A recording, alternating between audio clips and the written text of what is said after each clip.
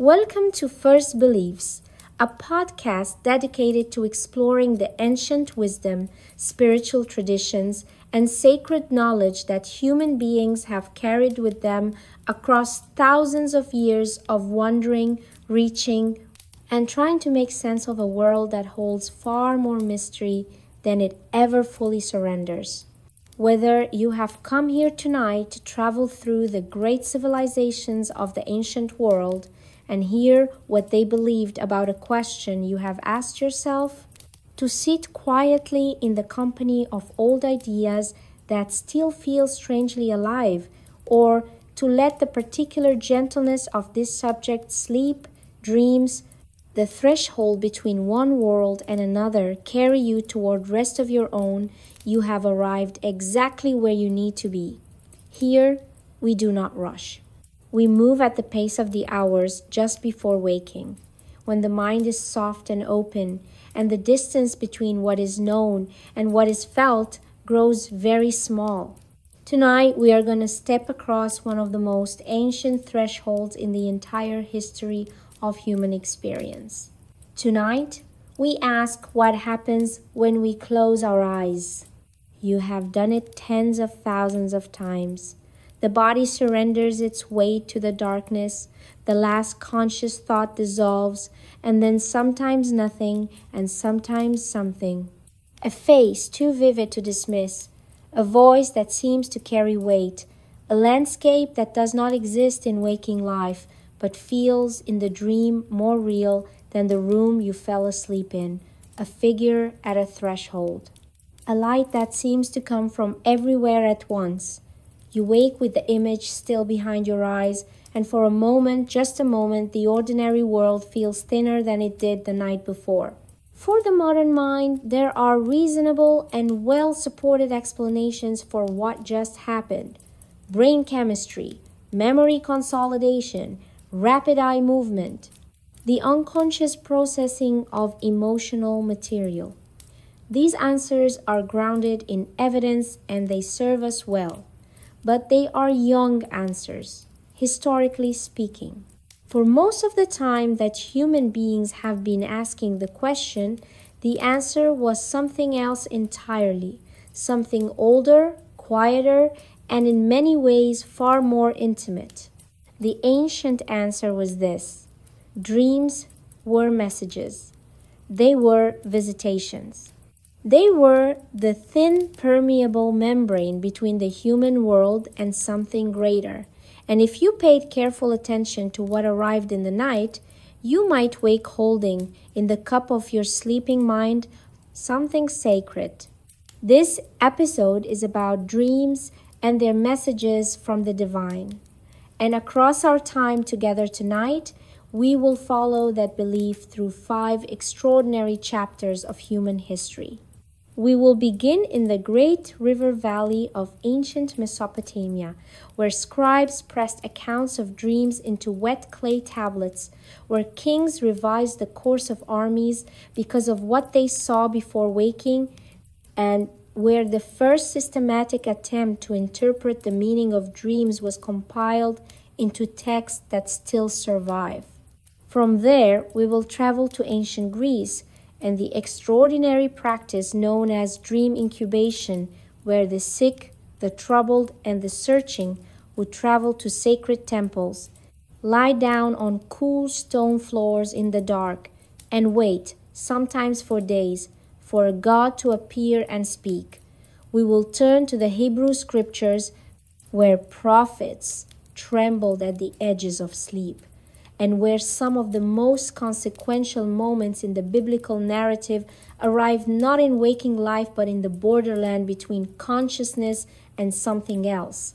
We will descend into the painted tombs of ancient Egypt, Tind, where the dead and the dreaming shared a geography, and where the god Serapis built an entire theological system around the practice of sleeping in his presence and receiving what he sent. And finally, we will watch the long, slow transformation, the moment when the divine messenger of the ancient world began to give way to something the modern world calls the unconscious, and ask what was lost in that translation and what perhaps unexpectedly was preserved. This is perhaps the most quietly intimate journey First Beliefs has ever taken, because this subject meets you not in a temple or a desert or a courtroom, but in the place you go every single night. In the dark behind your closed eyes, in the hours that belong to no one and to everyone, in the space that the ancient world called a threshold and that the modern world has never quite managed to fully explain away. So let your breathing slow, let your shoulders soften, and if somewhere in the long history of what human beings have believed about the dreaming mind, you find yourself crossing the threshold yourself, that is not a departure from this episode. That is, in the oldest and most sacred sense, exactly where this episode has been trying to take you all along. But before we step into the dark together, one gentle request. If this podcast brings you something tonight, a new way of understanding something you have experienced since childhood, a moment of genuine wonder at how persistently human beings have reached toward meaning in their sleep, a question that lingers warmly into the morning, please take a moment now to subscribe to First Beliefs on YouTube. Leave a comment below telling us what you find most fascinating about the ancient world of dreams, or which tradition or sacred practice you would most like to explore in a future episode. Your voice gives this community its shape, and every comment is genuinely read.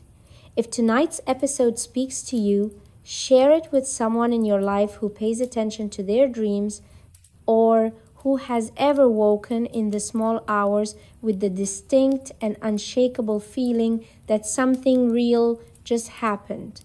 Every subscriber, every like, every share helps these conversations reach the people who are quietly looking for exactly this.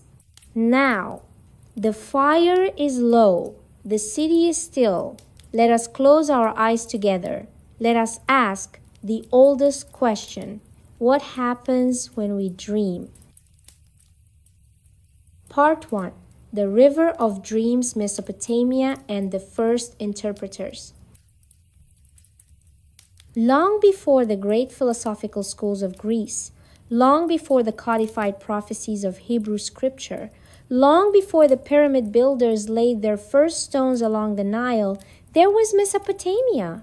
The name itself means something simple and beautiful in Greek, the land between rivers. And indeed, it was cradled between two of the oldest rivers in the human story, the Tigris and the Euphrates, in the region we now call Iraq and parts of Syria and Turkey. It was here, in the Fertile Crescent of the ancient Near East, that some of the earliest cities rose from the mud: Ur, Uruk, Nippur, Nineveh, Babylon. These were not small settlements. By the standards of their time, they were vast, teeming, complex places. They had markets and temples and bureaucracies and laws. They had writing, one of the earliest writing systems ever developed, pressed into soft clay tablets with a wedge-shaped reed stylus, a script we call cuneiform. And because they had writing, they recorded things, many things. Among the things they recorded were dreams. The Mesopotamian approach to dreams is among the oldest documented dream traditions in human history, stretching back more than 4,000 years. And what is immediately striking when you begin to read those ancient clay tablets is how seriously the people of Mesopotamia took the dream world, not as entertainment, not as curiosity, as divine communication. The Mesopotamians believed in a rich and complicated pantheon of gods: Anu, the sky god; Enlil, the lord of wind and storms; Ea, the god of wisdom and fresh water; Ishtar, the goddess of love and war; These deities were not distant or symbolic.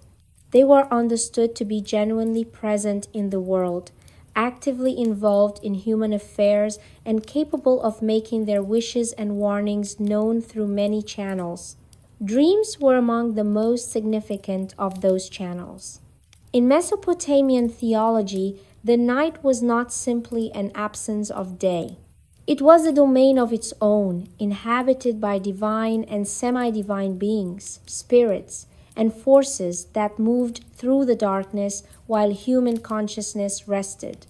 To sleep was, in a sense, to open yourself to that world, to become briefly porous, to allow the boundary between the human and the divine to soften. The gods could use that softening as an opportunity to speak. But, and this is important, not every dream was considered a divine message. The Mesopotamians were sophisticated enough in their thinking to recognize that dreams came in different qualities, different registers, different degrees of reliability. Some dreams were thought to be caused by demons or malevolent spirits designed to deceive or disturb. Some were thought to be mere reflections of the dreamer's daily anxieties or physical state, and some, the rarest, most luminous kind, were understood to be genuine communications from the gods. How did you tell the difference? This is where the work of interpretation came in. Dream interpretation in ancient Mesopotamia was not a casual affair. It was a professional discipline, practiced by specialists known in the Akkadian language as the sha'ilu, which might be translated roughly as dream questioner or inquirer. These were learned individuals, trained in the reading of omens and signs, who could be consulted when a dream seemed particularly vivid or troubling or significant. They worked alongside other kinds of diviners, those who read the entrails of sacrificed animals, those who observed the patterns of smoke rising from incense, those who watched the movements of stars, because all of these were understood as different languages through which the divine spoke. The dream interpreters had access to extensive written manuals, collections of dream omens organized in long lists, each pairing a dream image with its predicted meaning. These texts are among the most fascinating documents from the ancient world. They are practical, methodical, and remarkably detailed. Consider some of what these texts preserved. If a man dreamed that he was flying over a city, it might portend a rise in status. If he dreamed of eating specific foods, the meaning would depend on the food. Some suggested prosperity, others illness or loss. If a woman appeared in a dream, her identity and action carried weight. If water featured in the dream, the clarity and behavior of the water mattered. The most extensive collection of these dream omen texts is known as the Psyche series, named for the divine figure associated with dreams in Mesopotamian mythology. Psyche, sometimes rendered as Psychikum, was a kind of divine dream spirit, understood as the essence that animated the sleeping mind and made it receptive to divine messages. There is something deeply human in the impulse behind these texts. When we encounter something mysterious, when we experience something that feels larger than ordinary life, we reach for pattern. We reach for meaning. We construct systems. We write things down. We ask, what does this mean? What is it trying to tell me? What should I do? The Mesopotamian dream interpreters were doing exactly that, building a structured, methodical framework for engaging with the most unstructured experience human beings regularly have. Dreams were not only relevant to private individuals, of course. For kings, they were matters of state. The Assyrian king Assurbanipal, who ruled in the 7th century before the Common Era, was renowned for his interest in divination and dreams. His great library at Nineveh, one of the most extraordinary intellectual collections of the ancient world, Thousands of clay tablets preserved in remarkable condition contained extensive omen texts, including dream omens. When Ashurbanipal launched military campaigns, when he made decisions about alliances, when he faced threats from his enemies, divine guidance was sought through every available channel. Dreams were high among them. The royal dream held particular power because the king was understood to be a mediator between the human and divine worlds, a kind of sacred hinge between above and below. If the gods wanted to communicate an important message about the fate of the land, the king's sleeping mind was a logical destination. One of the most celebrated dream accounts in Mesopotamian literature comes from the Epic of Gilgamesh, which is among the oldest works of literature we have, possibly the oldest. Gilgamesh, the legendary king of Uruk, receives multiple significant dreams in the course of the epic. His mother, the goddess Ninsun, acts as his dream interpreter, explaining to him what his visions mean and what they foretell. The dreams in Gilgamesh's story are not random or meaningless. They are structured communications, heavy with narrative significance that shape the entire arc of what follows. When Gilgamesh dreams of a great star falling from heaven, Ninsun interprets it as the coming of a companion, someone powerful, someone fated to change Gilgamesh's life. That companion turns out to be Enkidu, the wild man who becomes his closest friend. The dream, in other words, was accurate. It was prophetic. And the tradition that preserved this story understood that as natural, not miraculous. This is worth sitting with for a moment. The Mesopotamians were not naive people. They were building cities, managing economies, developing mathematics, studying the stars. They were, in many ways, deeply rational. And yet they believed, without apparent contradiction, that the sleeping mind could receive genuine information from divine sources. They did not experience this as a tension. For them, the natural world and the divine world were not separate domains. They interpenetrated. The divine spoke through all things, storms and eclipses, and the flights of birds and the shapes of livers and dreams were simply one of those channels. There is a word used in Mesopotamian texts to describe the particularly vivid, significant dream. The word is tamartu, which carries connotations of seeing, of vision, of being shown something. The dreamer who experienced a tamartu was not merely dreaming in the ordinary sense. They were being given something to see. They were witnesses to a message. For the person who woke from such a dream, the appropriate response was not to simply write it in a journal and continue with the day. The appropriate response was to take the dream to a specialist, to have it interpreted, to understand what it required. Perhaps a ritual was needed, perhaps a sacrifice, perhaps a change in plans.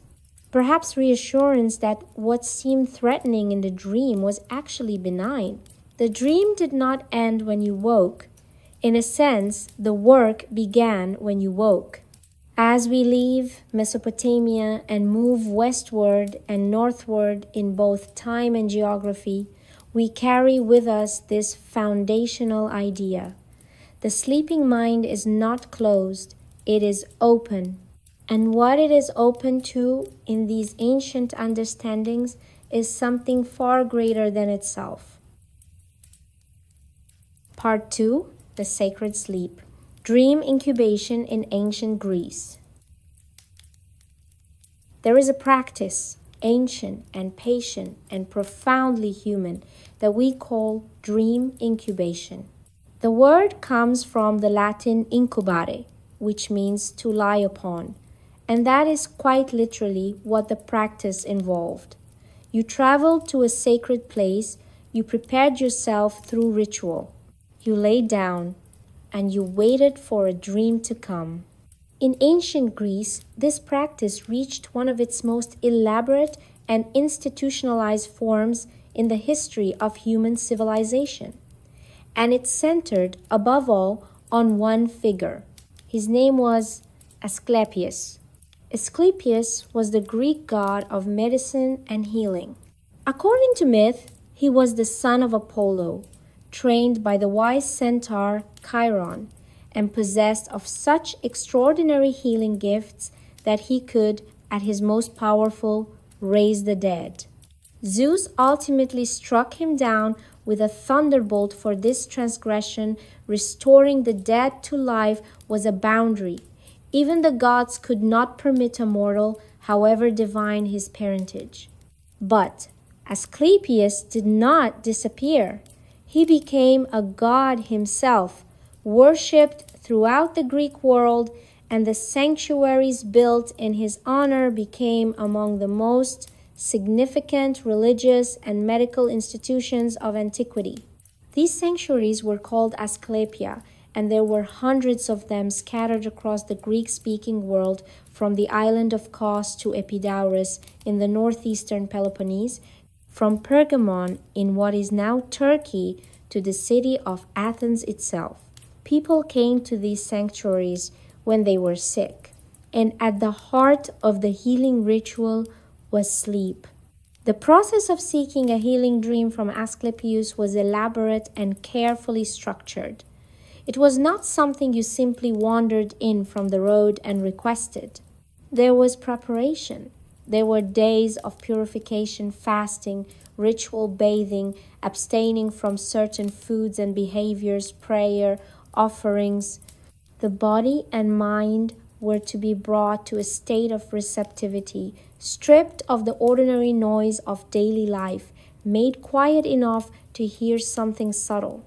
When the time came, the supplicant would enter the inner precinct of the sanctuary, a sacred space often called the abaton, meaning the place not to be entered carelessly, or the enkoimeterion, meaning the sleeping hall. This was a long colonnaded space, dimly lit, smelling of incense and sacred herbs. Animal skins were sometimes provided for the supplicant to lie upon. The atmosphere was designed to induce a liminal state, something between waking and sleeping, between the ordinary world and the divine one. The supplicant lay down and waited. What was hoped for was a dream, or more precisely, a visitation.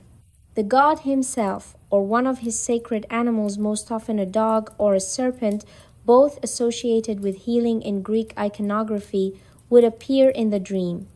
Sometimes the god would speak. Sometimes he would simply touch the afflicted part of the body. Sometimes he would perform a symbolic action that carried meaning. And then the supplicant would wake, and the hope was that they would be healed, or that they would have received guidance about how to heal. The inscriptions recovered from Epidaurus, one of the most important Asclepia, and the best preserved, are among the most remarkable documents of ancient Greek religious life. They are stone tablets, votive offerings that record the testimonials of those who came to the sanctuary seeking healing. They describe in plain and matter-of-fact language the dreams that came and the healings that followed. One inscription describes a man who had been blind for years. In his dream, Asclepius opened his eyes and poured a liquid into them. He woke able to see. Another describes a woman with a tumor on her neck. In her dream, the god cut off her head, removed the tumor, and replaced her head. She woke healed. It would be easy, from a modern perspective, to read these inscriptions as expressions of wishful thinking, or as products of the powerful suggestion inherent in the ritual setting, or perhaps as the placebo effect working through elaborate religious theater, and these are not unreasonable observations. But they do not quite capture what was actually happening for the people who experienced these things. For them, the distinction between a healing that came through divine dream and a healing that came through physical medicine was not particularly meaningful. Health and the sacred were not separate domains. The god of medicine was a god.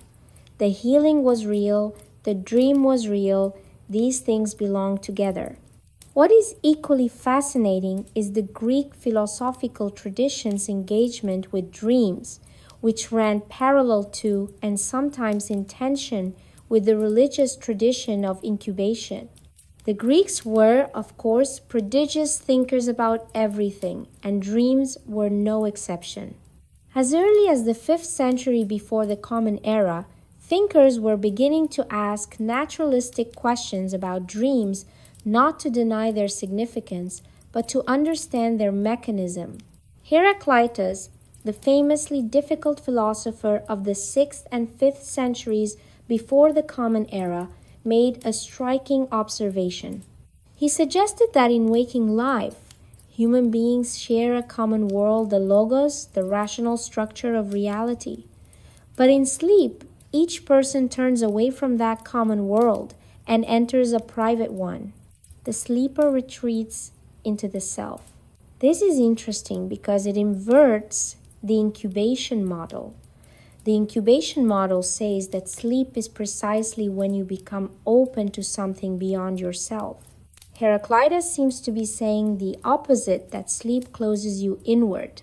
Aristotle, in the 4th century before the Common Era, took an even more explicitly naturalistic approach. In his short treatise on dreams and his companion piece on prophesying by dreams, he examined the question with characteristic precision. He was skeptical of divine origin. He pointed out that animals also dream, and it would be strange to think gods communicate with dogs. He suggested that dream images are residues of sensory experience, continuing to process and echo after waking perception has ceased. And yet, and this is the interesting part, Aristotle did not simply dismiss prophetic dreams. He offered a careful and somewhat cautious account of why some dreams might appear to come true. The dreaming mind, he suggested, is unusually sensitive to subtle bodily states, to small changes in health or emotion that the waking mind, busy with the noise of daily life, might miss. A dream that seems to predict illness might actually be detecting early signs of illness that the body already knows, but the waking consciousness has not yet noticed. This is, in its way, a remarkable anticipation of ideas that would not become scientifically respectable for another 2,000 years. Plato, Aristotle's teacher's teacher, took a somewhat different approach. Plato had a deep ambivalence about dreams, partly because of his ambivalence about the nature of the soul's different parts. In the Republic, he described the dreaming mind as the place where the irrational, appetitive part of the soul runs free, the part that desires without restraint, that sees without moral filtering, that might dream of violence or transgression that the waking mind would suppress. Sleep, for Plato, was in some ways a moral danger. But Plato also, in the Timaeus, preserved a genuinely positive account of prophetic dreaming. The soul, when the rational mind is quiet in sleep, might receive genuine divine communication through the liver, which the ancient Greeks considered a seat of prophetic sensation. It is a strange image to the modern ear, but it gestures towards something the Greeks found important: the idea that prophecy required a particular kind of quietness, a suspension of the ordinary rational function, to become possible. There was a figure in Greek thought who bridged the gap between the divine and the naturalistic accounts of dreams. That figure was Artemidorus of Daldis, who lived in the 2nd century of the Common Era and wrote an extraordinary 5-volume work called the Oneirocritica, which translates simply as the interpretation of dreams. Artemidorus was not a philosopher in the grand theoretical sense. He was a practitioner. He collected dreams systematically, traveled widely to interview dreamers and interpreters, and assembled what he called an empirical science of dream interpretation. His work is methodical, detailed, and surprisingly nuanced. He distinguished between different types of dreams, those that simply reflected the day's events, those that encoded information about the body's health, and those that truly predicted future events. What makes Artemidorus interesting is that he was not exclusively committed to either the divine or the natural account. He seems to have believed both could be true at different times and in different dreams. His job was to determine which was which. The Honora Critica survived into the medieval period and beyond, influencing Islamic dream interpretation, Renaissance scholarship, and eventually even early modern psychology. It is a remarkable document of how seriously a sophisticated ancient mind could approach the question of what dreams mean. As we step back from Greece and prepare to enter the world of the Hebrew Bible, we carry with us something the Greeks gave us that is genuinely valuable: the habit of asking not just what a dream means, but how it means. What is the mechanism? What is the nature of the communication? Even those who believed in divine dreaming wanted to understand how the divine was working.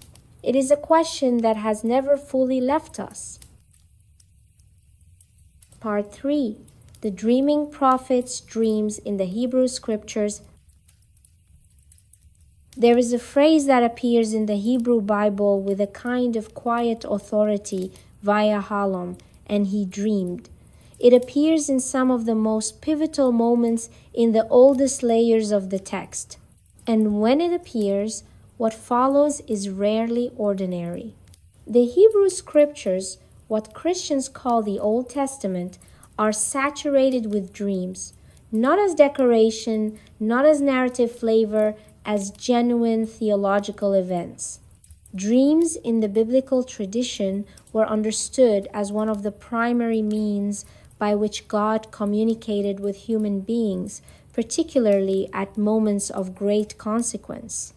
The God of the Hebrew Scriptures was understood to be radically transcendent, far beyond the pantheon of Mesopotamian or Greek deities in terms of absolute authority and mysterious incomprehensibility.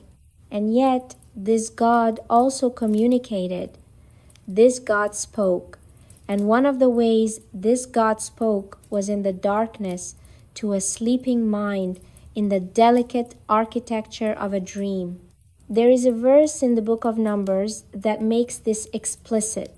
The text describes how God speaks to prophets sometimes in visions, sometimes in riddles, but to Moses face to face. The implication is a spectrum. Dream revelation is placed on that spectrum as a real and legitimate form of divine speech, appropriate to certain prophets in certain moments, even if it is not the highest or most direct form of communication. Let us walk through some of the most significant dream accounts in the Hebrew Bible, because they are not all the same. They vary in tone, in content, in function, and in what they reveal about how the ancient Israelites understood the relationship between sleep and the sacred. Consider Jacob, the grandson of Abraham, who is traveling alone and exhausted and lies down to sleep in an open place, using a stone for a pillow. What follows in the book of Genesis is one of the most enduring dream images in all of religious literature. He dreams of a ladder or a stairway, as some translations render it reaching from earth to heaven, with divine messengers ascending and descending upon it. And at the top of the stairway, God speaks directly to Jacob, renewing the covenant made with his grandfather, promising land and descendants and protection. Jacob wakes from the dream shaken and transformed.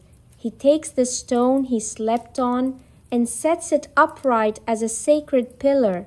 He names the place Bethel, which means house of God, and he makes a vow. The dream has changed everything. A desolate stopping place in the wilderness has become, because of what happened in the night, holy ground.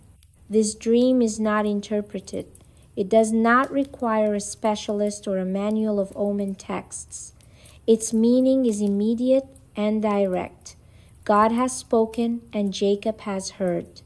The dream functions here as a covenant event, a moment of encounter between the human and the divine that reshapes the entire subsequent narrative. Not all biblical dreams work this way. Some of them are cryptic, symbolic, requiring interpretation, and here the biblical tradition comes closer to the Mesopotamian model of professional dream interpretation. The story of Joseph, Jacob's son, is built almost entirely around dreams. It begins when Joseph, as a young man, dreams that his brother's sheaves of grain bow down to his sheaf, and then that the sun and moon and 11 stars bow down to him. His family recognizes the symbolic meaning immediately, and his brothers, jealous and resentful, sell him into slavery in Egypt. In Egypt, Joseph ends up in prison, and there he encounters two fellow prisoners, a cupbearer and a baker from the court of Pharaoh, who have each had a disturbing dream. Joseph interprets their dreams. The cupbearer will be restored to his position, and the baker will be executed. Both predictions come true. And then comes the event that changes everything. Pharaoh himself has a dream, two dreams in fact, that feel to him like a single urgent communication. In the first, 7 fat and healthy cows come up from the Nile, and then 7 thin and emaciated cows come up and devour the fat ones. In the second, 7 full ears of grain grow on a single stalk, and then 7 withered ears come and consume them. Pharaoh wakes, disturbed.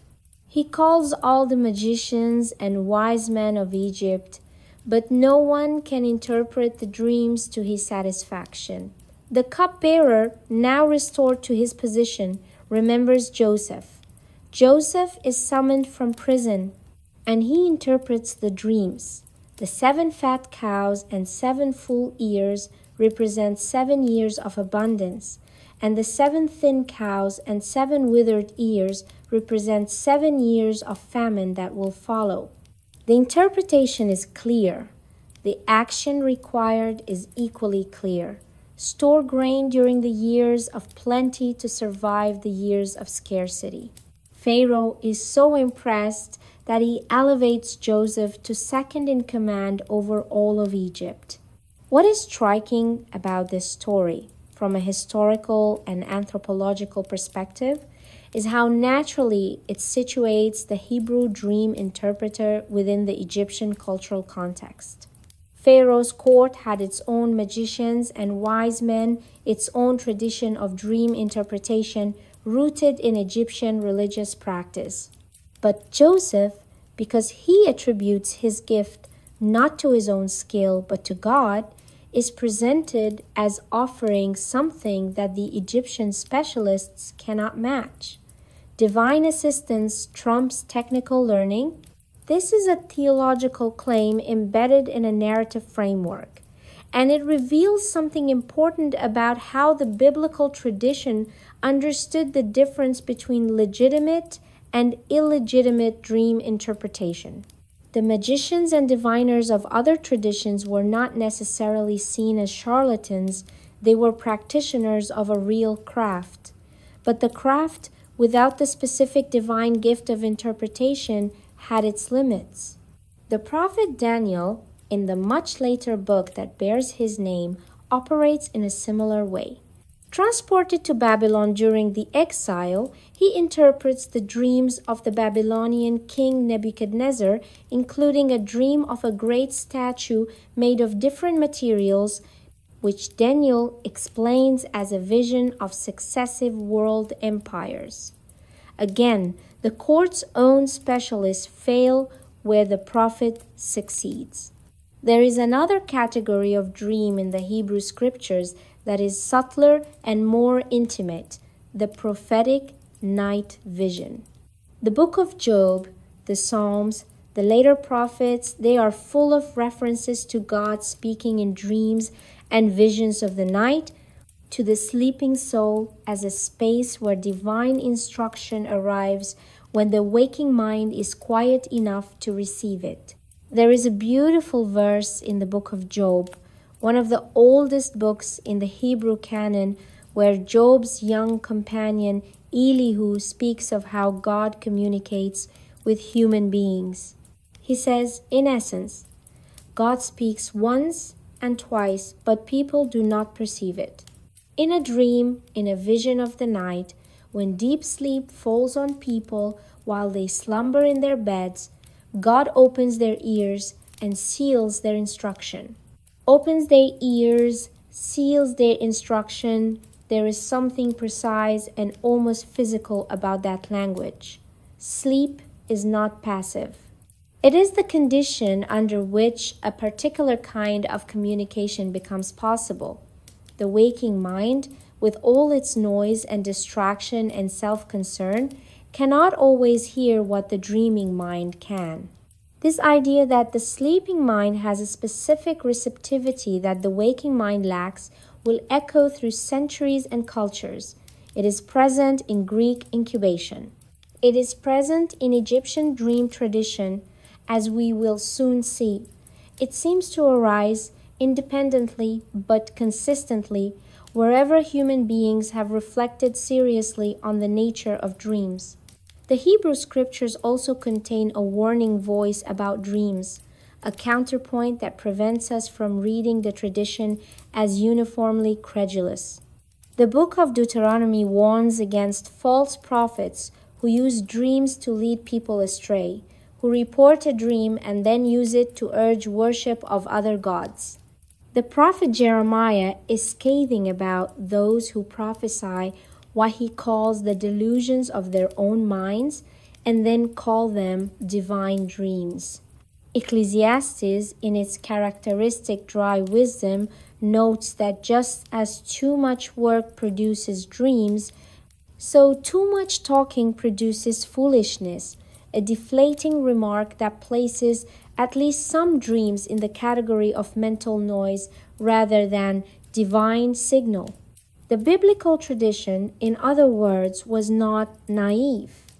It held the possibility of genuine divine dream communication alongside a robust skepticism about false or self-serving dream claims.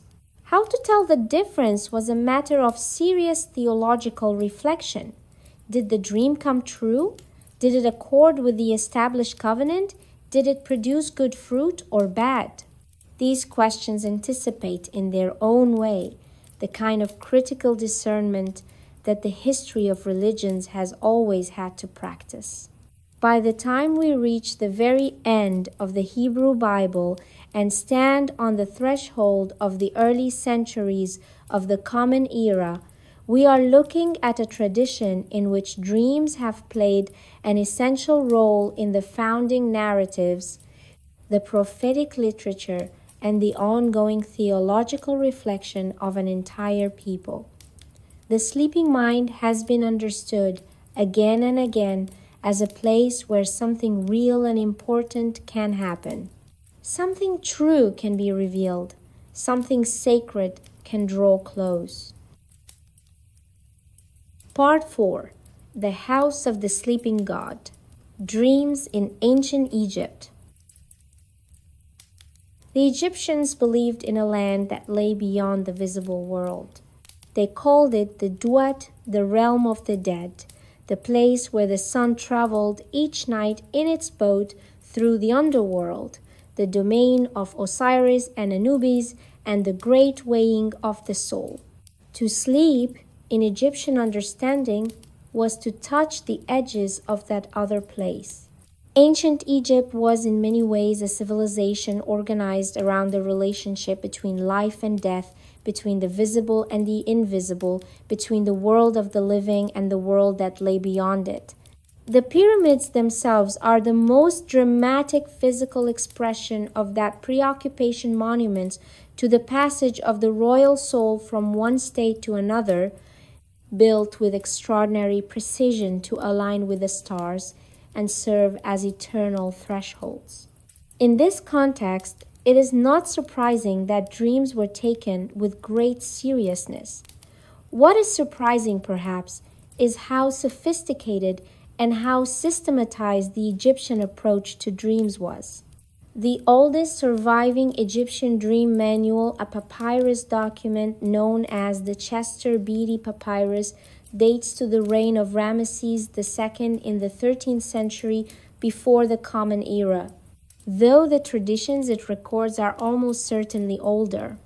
It lists more than 200 dream scenarios and their interpretations organized in a format that would be recognizable to any student of Mesopotamian omen texts. If a man dreams of a particular thing, then a particular outcome follows. But the Egyptian system had its own distinctive character. Dreams in Egypt were classified according to the god or force that sent them. Some dreams were understood to come from the gods, particularly from Bez, a popular protective deity associated with home and sleep, often depicted as a dwarf figure with leonine features whose image was placed near beds to protect sleeping people. Others were thought to come from the dead, from ancestors or spirits who reached back through the membrane between the worlds to communicate with the living. The dead were particularly active in Egyptian dream belief. In a culture so focused on death and the afterlife, the possibility that the deceased continue to exist, to care about the living, and to occasionally communicate with them was taken seriously. There are documents from ancient Egypt, letters written to the dead in which living relatives address a deceased person directly, asking for help with a problem, appealing to the family bond that transcended death. And dreams were one of the ways the dead were expected to respond.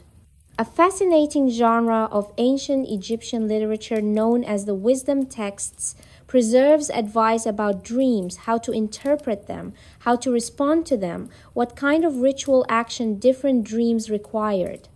There were priests associated with dream interpretation in Egypt.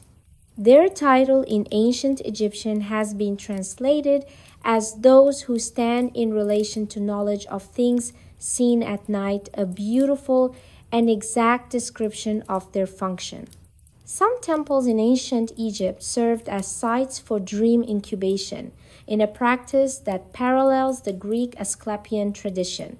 Individuals seeking divine guidance or healing would come to the temple, perform the appropriate purifications, and sleep within the sacred precincts in the hope of receiving a dream from the resident deity.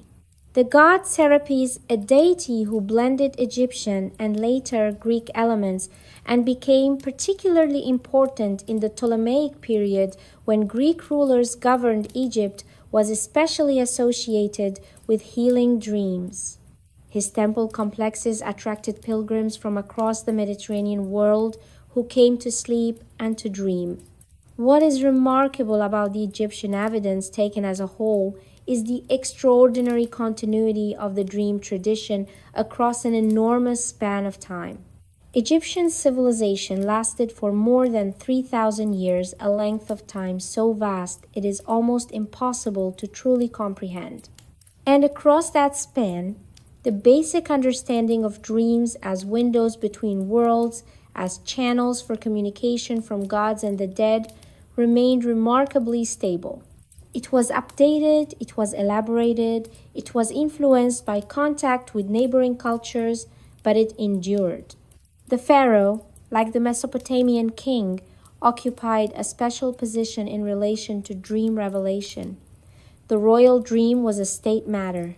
When the pharaoh received a significant dream, it was recorded, interpreted, and could influence the course of policy, military campaigns, building projects, or religious observance. One of the most famous pharaonic dream inscriptions is the Sphinx stele, erected by Thutmose IV in the 14th century before the Common Era. The inscription records a dream in which Thutmose, then a young prince, fell asleep in the shadow of the Sphinx of Giza, which was at that time partially buried in sand. In his dream, the Sphinx appeared to him and spoke. It identified itself as the solar god Khepri Reatum, and it promised Thutmose the throne of Egypt if he would clear away the sand that had accumulated around its body.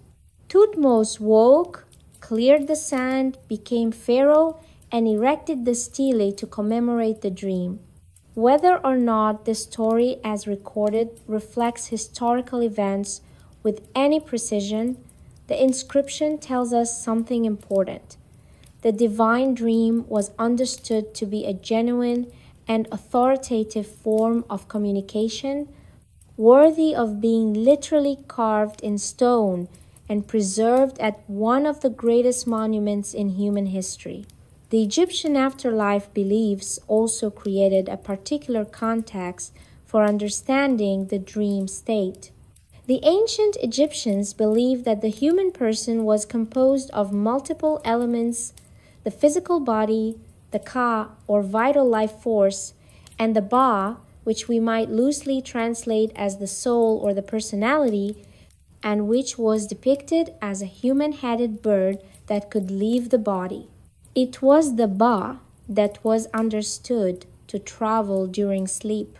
When you dreamed, it was your ba that went abroad, that moved into other spaces, encountered other beings, received information from realms the physical body could not access. This model of the dreaming soul as a traveler, as an entity that literally leaves and goes somewhere, is one of the most widespread ideas in the history of human spiritual thought. It appears in shamanic traditions from Siberia to the Americas, in early medieval European beliefs, in indigenous Australian understandings, and in many other contexts. It seems to capture something about the phenomenology of dreaming itself. The strange sense that when you dream vividly, you really were somewhere, you really went, you really experienced. The Egyptian version of this idea connected the dream journey directly to the topography of the afterlife. The ba that traveled during sleep was moving, at least partially, through the same territories that the soul would traverse after death. The maps of the underworld that the Egyptians preserved in texts like the Book of the Dead and the Amduat were not entirely foreign to the sleeper. In dreams, some small portion of that territory might already be glimpsed. This gives Egyptian dream belief a particular poignancy. To dream was not just to receive information or divine guidance, it was to practice, in some sense, for the great journey that lay ahead. The night, understood in this way, was a kind of rehearsal for eternity. Part 5. From Oracle to Psyche. The long transformation. For most of the history we have traced tonight, the dream interpreter stood between the dreamer and the divine. The dream was a message from outside, from gods, from ancestors, from the sacred realm that interpenetrated the human world. The work of the interpreter was to decode that message, to translate it from the symbolic language of dream imagery into the practical language of guidance, warning, and instruction. This understanding was not naive. It was, in fact, deeply sophisticated, a framework built over thousands of years by intelligent, careful, observant people who took the inner life seriously as a domain of real experience and real information. But the world was changing, slowly, unevenly, not in a straight line. The early centuries of the Common Era saw a remarkable confluence of traditions across the Mediterranean world and the Near East. Greek philosophy, Roman practical religion, Jewish scripture and mysticism, the emerging traditions of Christianity and Islam, all of these were in conversation with one another, borrowing and disputing and synthesizing in ways that would eventually reshape the entire intellectual landscape of Western civilization. Within this confluence, the question of dreams was live and urgent. The early Christian tradition inherited the Hebrew biblical dream tradition, its prophetic visions, its angelic visitations, its understanding of God communicating in the night. The New Testament contains significant dream episodes. Joseph, the husband of Mary, is warned in a dream to flee with his family to Egypt. The Magi are warned in a dream not to return to Herod. Pontius Pilate's wife sends him a message during the trial of Jesus, reporting that she has been troubled by a dream about him. These dreams function in the biblical mode as divine communications, clear, directive, consequential. And the early Christian writers who reflected on them were in a complicated position. They needed to affirm the reality and authority of genuine divine dream communication as their scriptures recorded it. But they also needed to warn against false dreams, demonic deceptions, and the kind of pagan dream incubation practiced in the temples of gods they did not recognize. Tertullian, one of the early Latin fathers writing in the 2nd and 3rd centuries, devoted an entire treatise to the subject of the soul de anima, in which he included a detailed discussion of dreams. He acknowledged that some dreams were divine, but he was deeply suspicious of most, seeing in the dream state a particular vulnerability to demonic influence. The sleeping soul, stripped of its rational waking guard, was exposed to suggestion from forces that were not benign. Augustine of Hippo, whose Confessions is one of the most psychologically acute autobiographies of the ancient world, was deeply interested in dreams and returned to them repeatedly in his writings. He was particularly fascinated by the question of where the dream images came from, whether they came from outside the soul or were generated within it. He was also profoundly ambivalent.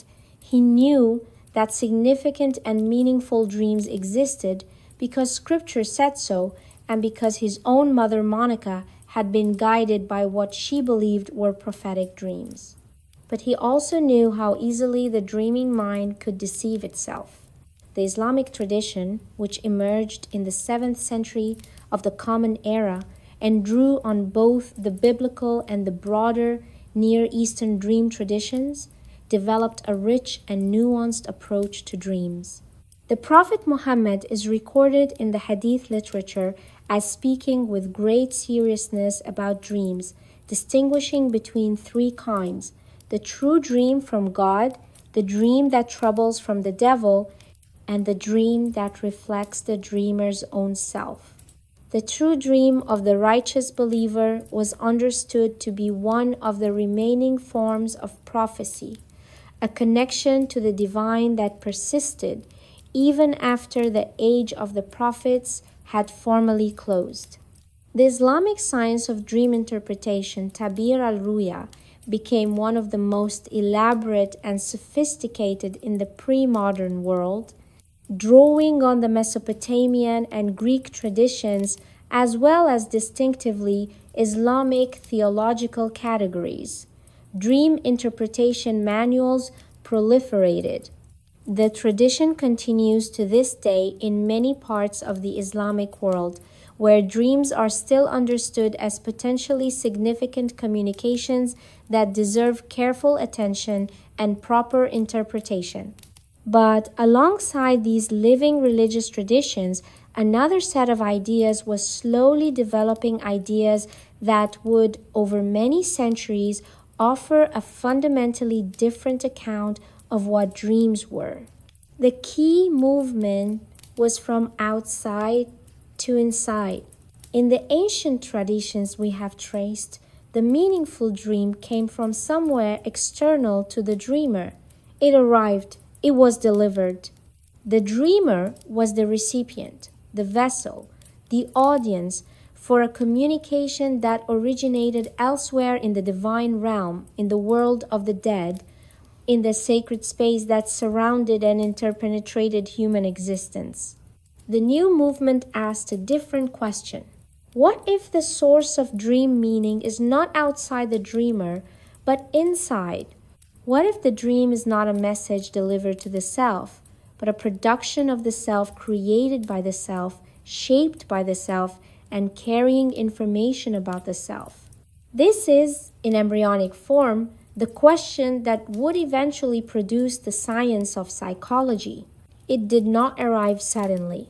The seeds were already present in the ancient world in Aristotle's naturalistic account of dreams as residues of sensory experience, in Plato's ambivalence about the irrational soul set free in sleep, in the wisdom traditions that recognize the self-deceiving dream alongside the divine one. But these were minority voices within traditions that were predominantly oriented toward the external divine. What changed gradually and unevenly was the overall intellectual framework. As the medieval period gave way to the Renaissance, as the Renaissance gave way to the scientific revolution, as the scientific revolution gave way to the Enlightenment, the understanding of what counted as a legitimate explanation shifted. Causes needed to be natural, they needed to be demonstrable. The appeal to divine agency became, in the dominant intellectual culture of the modern West, an explanation of last resort rather than first resort. Dreams did not disappear from serious attention. If anything, the 19th century saw an intensifying interest in the psychological dimensions of dreaming. Philosophers, physicians, and early psychologists wrote extensively about the nature of dream experience. They debated whether dreams were random or structured, whether they contained information, whether the sleeping mind was a lesser or perhaps a deeper kind of consciousness. And then, in the year 1899, Sigmund Freud published a book that would reshape the entire conversation. The interpretation of dreams, Freud's title, was a deliberate echo of Artemidorus, and the ancient tradition proposed a systematic account of dream meaning that was entirely internal. Dreams, Freud argued, were the royal road to the unconscious. They were the disguised fulfillment of repressed wishes. They spoke in symbols, not the cultural symbols of ancient omen texts, but the personal symbols generated by the individual dreamer's history, desires, and conflicts. To interpret a dream was not to consult a divine oracle, it was to know yourself. Carl Jung, Freud's brilliant and eventually estranged colleague, took the internal account even further and, paradoxically, brought it closer in some ways to the ancient traditions.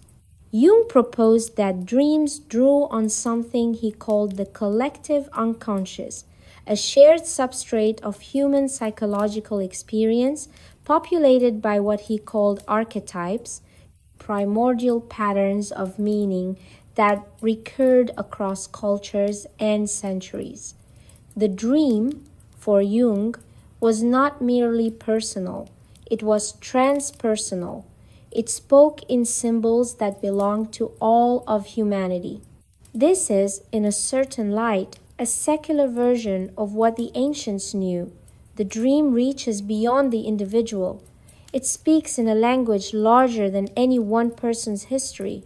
It connects the dreamer to something that has always been there, something shared, something ancient. The language is different. The mechanism is different.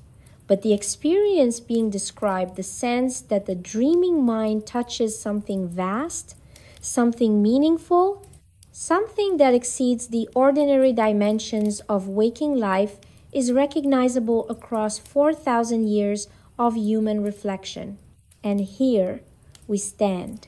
The ancient Mesopotamian dream specialists and the modern psychotherapist exploring the patient's dream in the consulting room would recognize each other across the gulf of millennia as engaged in the same essential work. They would disagree about almost everything: the source of dream meaning, the mechanism of dream production, the appropriate response to a significant dream. But they would agree without hesitation that the dream is worth taking seriously, that what happens in the sleeping mind matters, that the inner life is not nothing. That is a profound continuity in the human story. Closing. The threshold. We have traveled far tonight. We have walked the lamplit streets of ancient Babylon, where scribes pressed their accounts of royal dreams into wet clay, and a king revised his military strategy because of what he saw before waking. We have lain down on the cool stone floors of a Greek temple, in the company of the sick and the hopeful, waiting in the darkness for a divine physician to appear. We have stood with Jacob in the wilderness, watching a stairway of light rise from ordinary dust to the immensity of heaven. We have read the inscriptions of Egyptian pharaohs, who staked their claims to royal power on the authority of a dream. We have watched all of this slowly change, watched the divine messenger yield to the internal psyche, watched the language of religion yield in many contexts to the language of psychology, watched the sacred specialist become the therapist and the neuroscientist and the sleep researcher. And yet something endures. In every culture, in every century, in every layer of human experience we have touched tonight, there is the same essential recognition. The sleeping mind is not empty. It is not merely a machine running idle. It is alive, active, productive, and in some way that we have never quite agreed upon meaningful. Whether you believe that meaning comes from outside the dreamer, from the divine realm that presses against the edges of ordinary life in the quiet hours of the night, or whether you believe it comes from inside, from the depths of the personal and collective unconscious that carries everything the human species has ever been, the experience itself is the same: the vivid dream, the image that stays, the sense lingering into the morning that something real happened while you slept. Ancient peoples called that something the voice of a god. Modern people call it the unconscious. Perhaps these are different words for the same mystery. Perhaps the most honest thing we can say is that we do not know, that the dreaming mind remains, after all our centuries of interpretation and analysis, genuinely mysterious. That the boundary between sleep and something larger, call it the divine, call it the deep self, call it the shared inheritance of human consciousness, has never been clearly mapped. And perhaps that is all right. Perhaps the mystery is part of the gift. There is something in the human spirit that needs a space where the ordinary rules relax, where the walls between the self and the world, between the present and the past, between the known and the unknown, grow thin and permeable and strange, where meaning feels possible in ways that daylight does not always sustain. Dreams have always been that space. Across every civilization we have visited tonight, people closed their eyes and found themselves at a threshold. Not quite here, not quite there. In a space that belonged to neither waking nor dying, but to something else entirely, something older, quieter, and harder to name. And they woke from that space changed, guided, warned, healed, sometimes merely confused, sometimes carrying an image that would take years to understand, but always marked in some small way by the encounter. That marking, that sense that the night has left something behind, some faint residue of another world, is not unique to any culture or century. It is simply human. It is part of what we are. So as this night deepens, as the sounds of the waking world grow softer and more distant, allow yourself to rest in that ancient tradition.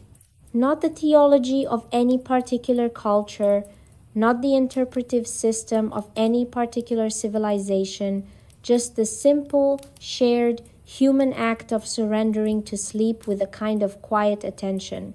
Notice what comes. Notice what the dreaming mind offers. And remember, when you wake, that you are in very old company, that every person who has ever lived has lain down in the dark and wondered what their dreams might mean. Every king and peasant, every prophet and skeptic, every healer and grieving widow who slept in the sacred precincts hoping for a word of comfort. All of them dreamed. All of them woke. All of them carried something back with them from the other side of sleep. Whatever comes to you tonight, you are not the first to receive it. You are the most recent in a line so long it reaches back to the firelight of the earliest human nights, to the first time a human being woke from sleep with a strange and shimmering image in mind and turned to another person and said, "I had the most extraordinary dream." Rest now. Let the night do what the night has always done. And in the morning, remember what you carried back.